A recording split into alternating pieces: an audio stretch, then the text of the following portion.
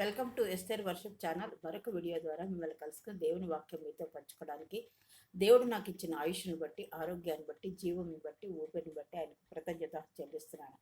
నేనేమైనా అది కేవలం ఆయన కృపని నమ్మి స్తుతిస్తున్నాను. మీరందరూ ఎలా ఉన్నారు? మీ గురించి కూడా, మీ కుటుంబాల గురించి మేము ప్రార్థన చేస్తున్నాం. నా గురించి, మా కుటుంబం గురించి మీరు ప్రార్థన చేస్తున్నాను. మీ అందరికీ నా వందనాలు. నన్ను ఎంతగానో ప్రోత్సాహపరుస్తూ బలపరుస్తూ ఆదరిస్తున్న మీ అందరికీ నా వందనాలు తెలియజేసుకుంటాను. మీరందరూ కూడా ఎప్పుడు సంతోషంగా విశ్వాస జీవితంలో ఆయురారోగ్య ఐశ్వర్యాలతో సమృద్ధితో ఆత్మీయంగా ఈ లోకపరంగా ఆశీర్వదింపడాలని మానదిన ప్రార్థన. ఈరోజు బలిపీఠం, దీని గురించి మనం కొన్ని విషయాలు క్లుప్తంగా చూసుకుందాం. చిన్న ప్రార్థన చేసుకుందాం. అత్యంత మహాపరిశుద్ధులను, ప్రేమామణ్ణి, కృపామణ్ణి, దయామడుగున ప్రభు, మీ అప్రంజి పాదములకు లెక్కలేని స్తుతులు, స్తోత్రాలు, వందనాలు చెల్లించుకుంటూ ఈ రాత్రికాల సమయంలో మీ పాసనడానికి వచ్చినానైనా ఈ బలిపీఠం గురించి వివరించడానికి నాకు జ్ఞానం సరిపోదు. మీ ఆత్మ నడిపింపు దయచేసి మాతో మాట్లాడి ఈ వాక్యం ద్వారా మమ్మల్ని బలపరిచి మహింపదమని మీ ప్రియకుమార పరక్షకుడిన యేసుక్రీస్తు వారికి నీ పదాలు పట్టుకుని అతి ముఖ్యమైన వేడుకు వచ్చినాం తండ్రి, ఆమేన్. తెలుగు పదం బలిపీఠం, ఇంగ్లీష్లో ఆల్టర్ అని అంటారు. బైబిల్లో బలిపీఠం అనేది మట్టితో లేదా చెక్కని రాళ్లతో నిర్మించిన ఒక ఎత్తైన నిర్మాణం, ఒక ఎత్తైన కట్టడం మాట. ఏంటిది? మట్టితో కానీ చెక్కని రాళ్లతో కానీ నిర్మించిన ఒక ఎత్తైన నిర్మాణం. దీన్ని దేవునికి బలులు, జంతువులు, ధాన్యం లేదా దహన బలులు వంటివి అర్పించడానికి మరియు ధూపం వేయడానికి ఈ బలిపీఠాన్ని ఉపయోగిస్తారు. ఇది ఆరాధన, అంకిత భావం మరియు పాప పరిహారానికి ప్రతీకగా నిలుస్తుంది. ఇది ఆరాధన మరియు అంకిత భావంతో చేసే పాప పరిహారానికి ప్రతీకగా ఈ బలిపీఠం నిలుస్తుందన్నమాట. పరిశుద్ధ గ్రంథంలో బలిపీఠం వేదిక, ఇదొక వేదికకు సంబంధించిన కొన్ని ముఖ్యమైన అంశాలు మనం ఇక్కడ చూసుకుందాం. మొదటి బలిపీఠం, బైబిల్లో నమోదు చేయబడిన, వివరించబడిన మొదటి బలిపీఠాన్ని జలప్రళయం తర్వాత నోవాహు తన కుటుంబాన్ని కాపాడినందుకు దేవునికి కృతజ్ఞతలు తెలుపుతూ బలిపీఠాన్ని నిర్మించాడు. ఆదికాండం 8:20. అప్పుడు నోవాహు యెహోవాకు బలిపీఠము కట్టి, పవిత్ర వాసులన్నింటిలోనూ ఉంది కదా, అప్పుడు కృతజ్ఞత తెలుపుతూ నోవాహు ఒక బలిపీఠాన్ని కట్టినట్టుగా మనం చూస్తాం. తర్వాత పితృపురుషులైన అబ్రహాము, ఇస్సాకు మరియు యాకోబు దేవుడు వారికి ప్రత్యేకమైన వివిధ స్థలాల్లో బలిపీఠాలను కట్టించి వారి ద్వారా ఆ ప్రదేశాలను ఆరాధన స్థలాలుగా గుర్తించి ప్రభు నామాన్ని ప్రార్థించేలా వాళ్ళు అబ్రహాం, ఇస్సాకు మరియు యాకోబు ఒక ప్రత్యేకమైన వివిధ స్థలాల్లో బలిపీఠాలను కట్టారన్నమాట. కట్టి ప్రభు నామాన్ని ప్రార్థించినట్లుగా చూస్తున్నాం. ఆదికాండం 12:7. యెహోవా అబ్రహామునకు ప్రత్యక్షమై, నీ సంతానమునకు ఈ దేశం ఇచ్చేదనని చెప్పగా, అతడు తనకు ప్రత్యక్షమైన యెహోవాకు ఒక బలిపీఠాన్ని కట్టినట్లుగా మనం చూస్తాం. గుడారం మరియు దేవాలయం. మోషే ధర్మశాస్త్రం ప్రకారం ఇశ్రాయేలీయుల కోసం నిర్దిష్ట బలిపీఠాలను నిర్మించాలని దేవుడు కఠినమైన ఆదేశాలు ఇచ్చాడు. ఎవరికి? మోషేకు మాట. ధర్మశాస్త్రం ప్రకారం ఇజ్రాయేల్ ప్రజల కోసం నిర్దిష్టమైన బలిపీఠాలను నిర్మించాలని దేవుడు సెలవిచ్చినట్లుగా మనం చూస్తాం. దహన బలి, తుమ్మ చెక్కతో చేయబడిన, ఇత్తడితో కప్పబడిన ఒక బహిరంగ బలిపీఠం. ఇక్కడ ప్రతిదినం జంతు బలులు మరియు అర్పణలు అర్పించబడేవి. ఎక్కడ? నిర్గమకాండం 27:1-8 చూసుకుంటే, దహన బలి చేయడానికి తుమ్మ చెక్కతో చేయబడిన, ఇత్తడితో కప్పబడిన ఒక బహిరంగ బలిపీఠం.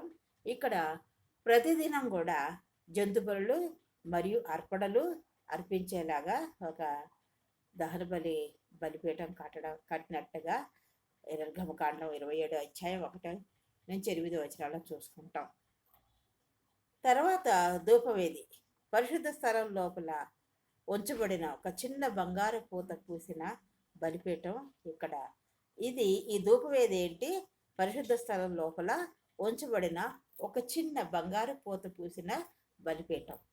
ఇక్కడ యాజకుడు రోజుకు 2 సార్లు సుగంధ ధూపాన్ని వేసేవాడు. ఆ బలిపీఠం దగ్గర యాజకుడు ఏం చేసేవాడంటే రోజుకు 2 సార్లు సుగంధ ధూపాన్ని వేసేవాడు. నిర్గమకాండం 30వ అధ్యాయం 1 నుంచి 10వ వచనాలు చూసుకుంటే మనకు తెలుస్తుంది.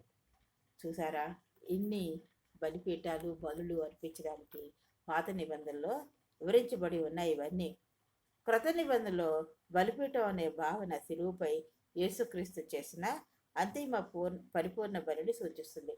క్రొత్త నిబంధనలోకి వచ్చాడుకి సర్వమానవాళి రక్షణార్థమై నీ కొరకు నా కొరకు మనం చేసిన పాపాలు, మన అతిక్రమాలు, దోషాలు, మన వ్యాధులు, బాధలు, మన పరిస్థితులన్నీ మన స్థానంలో, నా స్థానంలో, మన స్థానంలో ఉండి ఆయన భరించి నిష్కల్మషమైన పరిశుద్ధుడైన యేసుప్రభు వారు ఈ భూలోకానికి వచ్చి శిలువుపై శిరస్సు నుంచి అరికాల వరకు గాయపరచబడి తన పరిశుద్ధ రక్తాన్ని చిందించి ఆయన అంతిమమైన పరిపూర్ణ బలిని చేసినట్లుగా మన క్రొత్త నిబంధనలో చూస్తున్నాం. అమూల్యమైన ఆయన శిలువ బలియాగము, ఆయన రక్తధారల ద్వారా నీకు నాకు మనందరికీ ఇచ్చిన రక్షణను బట్టి ఆయన చేసిన బలి యాగాన్ని మనం జ్ఞాపకం చేసుకుంటూ విశ్వాస జీవితంలో ప్రయాణం చేయాలి. హెబ్రీ పత్రిక 13వ అధ్యాయం 10వ వచనం చూసుకుంటే విశ్వాసులు కూడా తమ జీవితాలను దేవునికి అంటే జీవాఫలాలు అర్పించాలి అని మనం చూసుకుంటాం. రోమాలో సజీవ యాగంగా అంటే హృదయపూర్వకంగా మన హృదయాల నుంచి మనం ప్రతిదీ ఆయనకి అంకితంగా మనం అలాంటి బలి, ఆయనకి ఇష్టమైన బలి ఏంటంటే మనము దేవుని కోసం జీవించాలి, జీవబలిగా అర్పించమని పిలువబడ్డాడు. మనం ఆయన కోసం, విశ్వాసులు కూడా తమ జీవితాలను దేవుని కోసం సజీవ బలిగా అంటే హృదయపూర్వకంగా ఆత్మతో సత్యముతో ఆయన్ని ఆరాధిస్తూ అలాగా ఆయన ఆరాధించడకే మనం పిలువబడ్డాం. పరిశుద్ధంగా నీతిగా ఆయన నమ్ముకొని మనము సజీవమైన నూతనమైన మనసుతో రూపాంతరం చెంది ఆయన ప్రేమలో ఆయన యొక్క పరిపూర్ణతలో మనం సాగిపోవాలని ఆయన యొక్క కోరిక. ఆయన అందుకొరకే నీ నా గురించి ఈ శిలువపై మరణించి ఆయన అమూల్యమైన రక్తధారల ద్వారా మనకి రక్షణ ఇవ్వడం.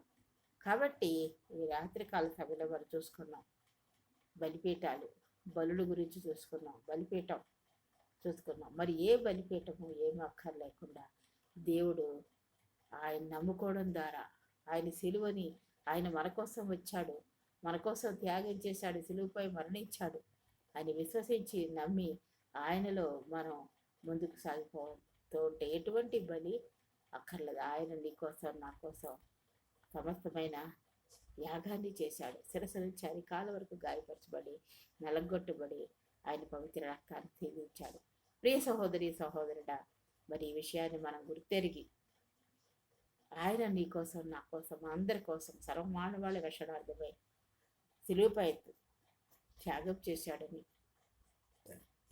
ఆయన బలి అయిపోయాడని మనం గుర్తెరిగి నీతిగా ఆయన నమ్ముకోవడమే నీతి, ఆయన ఆజ్ఞలు పాటిస్తాం. ఆయన ఆజ్ఞలంటే నిన్ను వల్ల నీ పొరుగు అని ప్రేమించువు, నీ పూర్ణ హృదయంతో యెహోవాను ఆత్మతోనూ సత్యంతోనూ ఆరాధించుకొని అవి మనం పాటిస్తూ విశ్వాస జీవిత ప్రయాణంలో ముందుకు సాగిపోవాలని దేవుని వాక్యం ద్వారా హెచ్చరింపబడుతున్నాం. ఈ రాత్రికాల సమయంలో మనం ఎలాగున్నాము, ఆయన నమ్ముకున్న తర్వాత మనం ఎలాగున్నాము, మరి మనం పరీక్షించుకుంటూ ముందుకు సాగిపోవాలని మనం సరి చేసుకుంటూ ముందుకు సాగిపోవాలని కోరుతూ ఈ వాక్యాన్ని నేను ముగిస్తున్నాను. ప్రార్థన చేసుకుందాం. అత్యంత మహాపరిశుద్ధులను ప్రేమమండు కృపామండు దయాముడైన ప్రభువా, మీ అపరంజి పాదముకు లెక్కలేని శుద్ధులు స్తోత్రాలు వందనాలు చెల్లించుకుంటూ మరొకసారి నీ పాసంకి వచ్చినాడైనా బలిపీఠం గురించి క్లుప్తంగా నాయన మాతో మార ప్రభా నా ద్వారా మాట్లాడడానికి మీరు చూపిన కృపను బట్టి వందనాలు ప్రభా, మీ మాటలను బట్టి వందనాలు తండ్రి.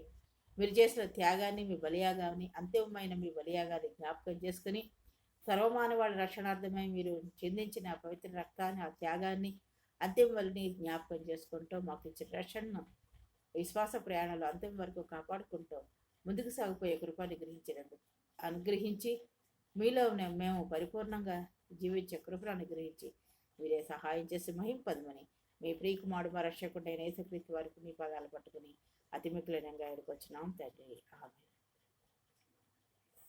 నన్ను ఎంతగానో ప్రోత్సహిస్తూ బలపరుస్తున్నారు. ఇంకరూ లైక్ చేయాలని, సబ్స్క్రైబ్ చేసుకోవాలని, నన్ను ముందుకు నడిపించాలని కోరుతున్నాను. మీ గురించి, మీ కుటుంబాల గురించి ప్రార్థన చేస్తున్నాను. నా గురించి, నా కుటుంబం గురించి, మా అందరి గురించి ప్రార్థన చేయాలని కోరుతూ ఈ వీడియో నేను ముగిస్తున్నాను. దేవుడు మిమ్మల్ని అందరినీ దీవించుగాక. ఆమేన్.